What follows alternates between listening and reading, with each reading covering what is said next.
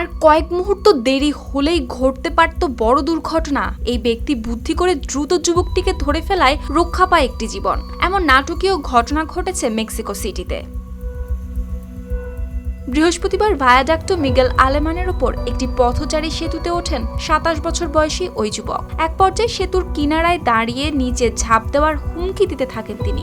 পরিস্থিতি বুঝে ধীরে ধীরে তার কাছে এগিয়ে যান মেক্সিকো সিটির নিরাপত্তা বাহিনী। এরপর সুযোগ বুঝে দ্রুত তাকে ধরে ফেলে নিরাপদে সরিয়ে আনেন তারা। পরে ঘটনাস্থলে থাকা প্যারামেডিকরা যুবকটির শারীরিক ও মানসিক অবস্থা পরীক্ষা করেন।